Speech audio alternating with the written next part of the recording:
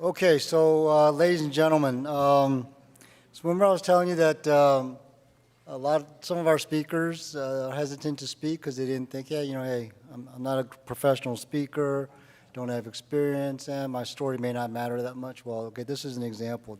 We had to sort of coax them. This is Sharon Extrom and her sister Janice Sheridan. They are the daughters of Korean War veteran Robert Extrom. And we are very, very, very thankful that they're here. Now, Sharon is hardcore. I think her dad would be especially proud of her. She actually broke her foot last week, but toughing it through, and she's here, and we're so very thankful. So, ladies, please. Thank you. Let's give them a round of applause.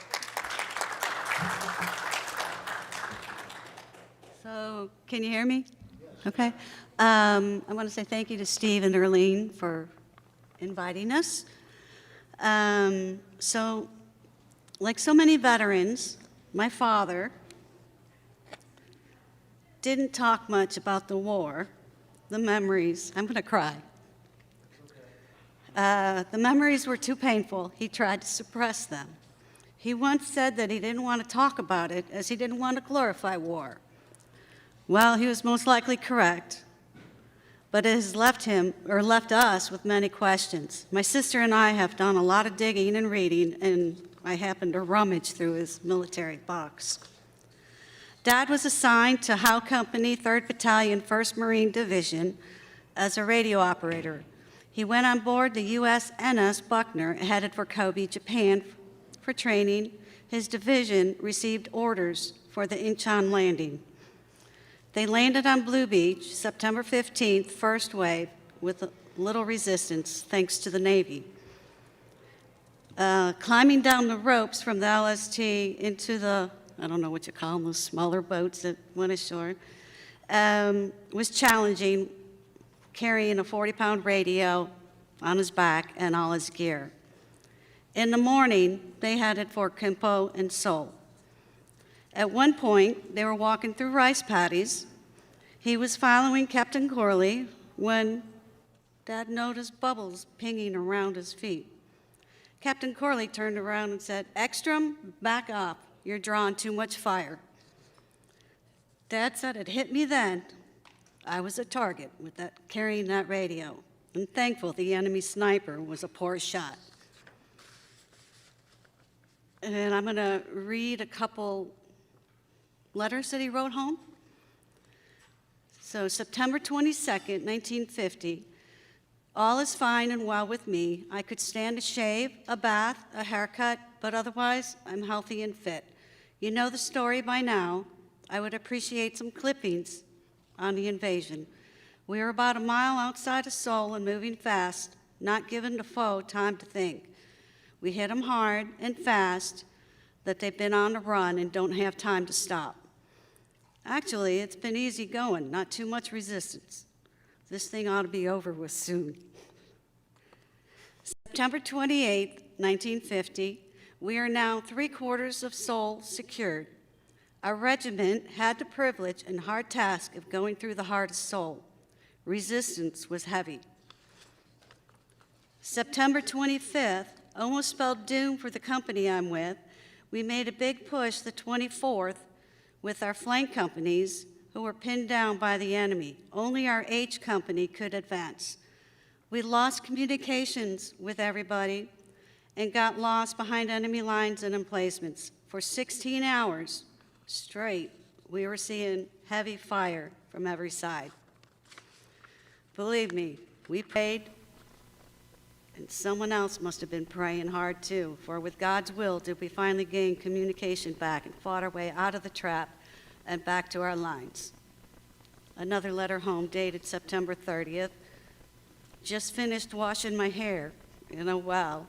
Changed socks for the 3rd time since we left Japan. It makes me feel like a human again. Yesterday we left Seoul and are approximately 3 miles southeast of the city. General MacArthur and President Ri of South Korea came into Seoul before we left for our present location. There's little fighting at all now in this sector. I don't believe the enemy can last for a week. Latest report we received was that the Southern armies are moving up this way. I wonder if we'll have to cross the 38th parallel and fight in North Korea. Some good scuttlebutt is being passed from higher officers that the 1st Marine Division should be back in the States by Thanksgiving. I wonder. While in Seoul, Dad was in a group that was sweeping buildings, being careful for enemies lurking nearby. His unit was near a school complex. Dad was resting his back against the building when an elderly man started running towards him. He wasn't wearing a uniform. He was waving an American flag. Dad had just been talking on the radio. He had to draw his .45 and pointed at the gentleman, lay down the flag, go back, stop. The guy didn't understand English, and there were no interpreters nearby. Dad feared he was going to have to shoot him. Thankfully, the guy stopped when other South Koreans started yelling at him. Dad said it was a judgment call made at the spur of the moment. Later, he heard that the guy just wanted to thank him. He said it was a strange feeling that he was one of ours. After liberating Seoul, they stopped for a rest, deciding to play a game of touch football. Dad was elbowed in the jaw, so much for touch football, cracking his 2 front teeth, which became infected. A Marine dentist had to remove the damaged teeth, making it difficult for him to speak. Not so good for a radio operator. They headed back to Incheon for the 11-hour boat ride over to Wonsan.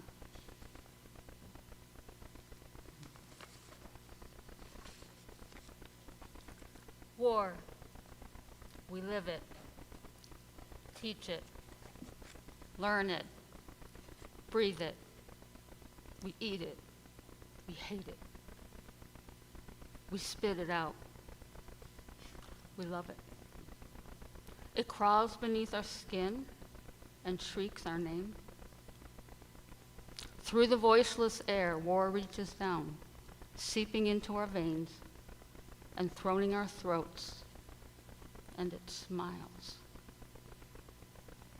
On November 2nd, 1950, outside Wonsan, 5 miles south of Majani, my father was assigned to go out with a patrol convoy that morning, but was dogged with strep throat and laryngitis. His buddy, Bill Barks, another radio operator, volunteered in his place. That patrol was ambushed by the Chinese Reds, who surrounded them and blew up the bridge which provided the Marines' retreat. They shot off Bill's radio antenna, cutting communications. While dashing through enemy fire in a desperate attempt to reach another radio, 14 Russian-made bullets tore through Bill's abdomen. Bill's patrol was rescued through the heroic efforts of a Howe Company platoon. Despite his strep throat, my father assisted in their efforts, and he sought out Bill, who was already on a stretcher at the side of a road. He said something about burp guns and grenades, and then he passed out. 53 years later, in an email exchange with Bill, my dad related that, as luck would have it, shortly after Bill was flown out for surgery, the 1st Marines began moving toward the chosen reservoir for what my dad sarcastically said was a delightful early winter vacation, for which they were utterly unprepared. And then he added, that's another story he'd just as soon forget, but never would. Growing up, I felt this war, though I didn't know the facts. And strangely, I still feel the grief and the guilt my dad felt. What they used to call soldier's heart, now PTSD or PTS, it lived inside him. In his later years, Dad told my sister and me a story of the deepest of winters at the Chosen. But even then, he didn't say much. He told us simply, I just remember the first time up there at the Chosen Reservoir, where the temps dipped to -40 during the day. There was a split in the road. One went further north. One went northeast. I was up near the front, walking behind the heavy tanks and artillery trucks. Embedded in the icy gravel road was a human body, either North Korean or Chinese red. He'd been run over so many times. Dad said he was just flattened like a pancake, maybe 6 inches thick, 8 feet tall. You know, he's dead, my dad said, but it affects you. He was probably a father and had kids. You have to just close your eyes and keep going. You don't get over that very easily. Dad said, I just thought anybody that thought war is good has something wrong in the head. I don't care what outfit he's with. When you see these things and think on them, you become a fatalist. You become a fatalist. Among the myriad horrors of war, these 2 incidents, his buddy who took 14 bullets meant for him, the frozen man flat as a pancake, were lethal shots into my dad's soul. War. We live it, learn it, breathe it, hate it, spit it out. We love it. It crawls beneath our skin and shrieks our name. War smiles, betraying itself. But grace and blessing, that which war fears, rains down from heaven as a purifying salve. I wrote the bones of this poem in high school when my English teacher asked my class to write a war poem. I knew nothing about this war. I just felt it. I felt it coming from within my dad, who said nothing about this war for years and years.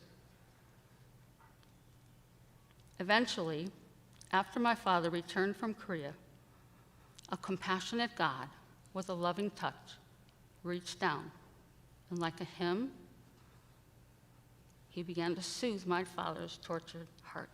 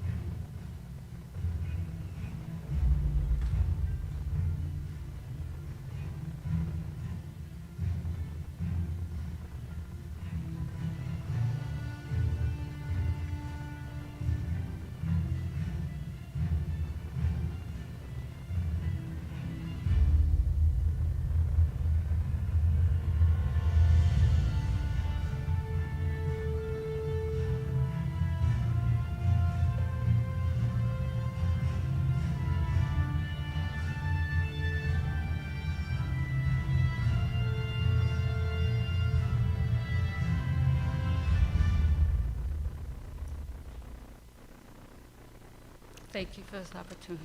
Thank you.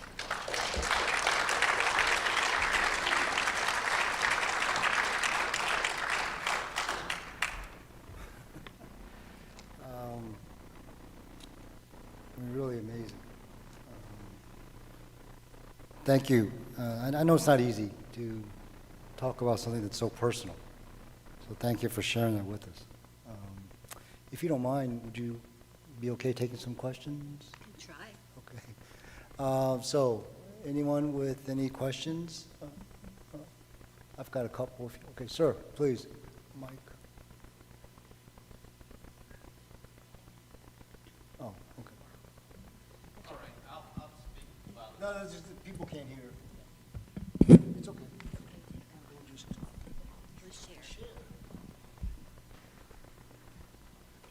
First of all, thank you. Very, very heartwarming. So many veterans, my father is a World War II veteran, never spoke. Relatives from the Korean War never spoke.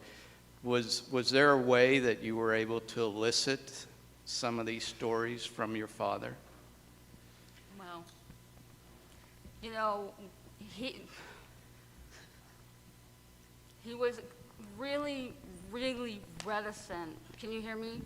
He was really reticent to speak about anything. I mean, we knew he was a vet. We knew he served in Korea. He wore his Marine rings, and he taught us to put our hand on our heart, and he was just a different kind of guy. So when he got older is when the stories started pouring out. And we contacted Lynetta Brown of the Korean War Educator site, and she encouraged us to begin taping him with some prompting questions she gave us. That was tough. It was really tough, and he kept repeating the same stories over and over and over again, especially the one about seeing the man flattened and the icy cold road.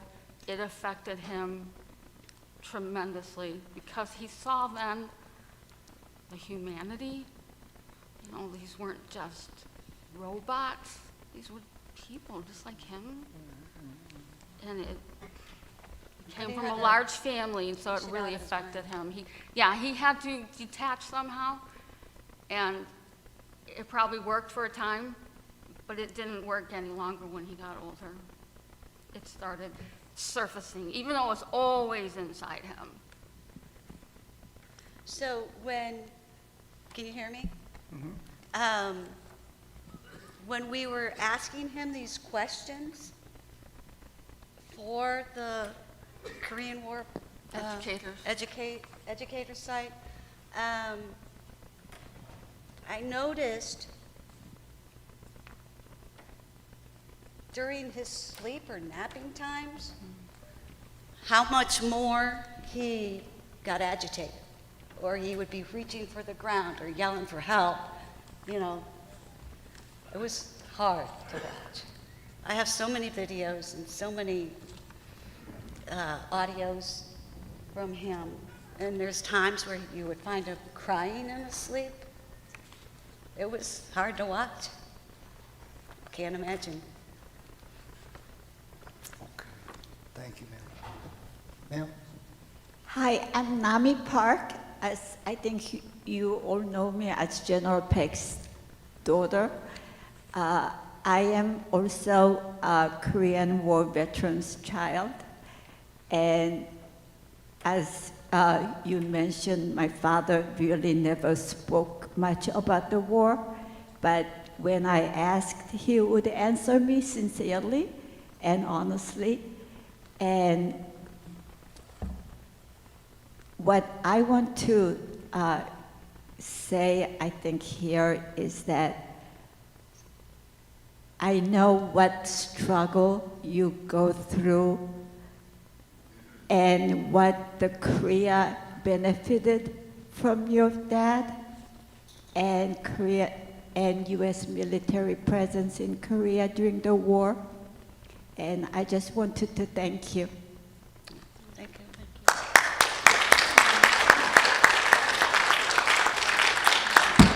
Thank you, ma'am. So, Sharon, when you were doing the webinar with us about 2 years ago, you mentioned a story about how EMS folks came Yes. one day and how that connected you with your father and realizing that it's sort of a big deal to be a veteran. Could you share that with us? So my father ended up at the age of 86 getting Parkinson's and Lewy body dementia. And so he would get up when he really shouldn't have, and he would fall. And he broke both his hips at different times and hit his head. But anyway, I was constantly calling for 911 for the paramedics to come. And one time, a few times, some of the guys were just in awe because I had his shadow box with his medals and his picture, and they just found it fascinating that they got to meet a Korean War veteran because nobody ever talks about it. That's about it. But they enjoyed coming in and hanging around even after Dad left, to view the pictures and awards and, You can go back and look at the webinar, but you also talked about how it was one of the first times you sort of connected, wow, it's actually a big deal that my father was a Korean War veteran, and that people actually appreciate that. And then I think you also try to get your father more involved in veterans events and parades and such, so, yes. yeah. Dad never, of course, he never spoke of the war, and he never liked to draw attention to himself. So the town I grew up in had this Hearts of Gold ceremony, and one of the categories was heroic. So I wrote this kind of lame email to the commissioners, and not thinking my dad would ever win. And so he won, and I never told my dad that I did this for him. So when the commissioner called to talk to me, and then I said, Dad, you got a phone call. I did something, I hope you don't mind. And so the commissioner happened to be an old family friend, and so we had to go through the process of getting Dad groomed and picture taken and newspapers and biographies and then a banquet, you know. And at the banquet, Dad shocked me because when they had announced him and our close friend, you know, the family got up to speak, at the end of the speech, Dad stood up and got a standing ovation. And that just shocked me that Dad would stand up for the accolades, because that's just not in his character. But I think he enjoyed himself. He even had a glass of wine. Wonderful, and I'm sure he was listening and is very proud of both of you. So ladies and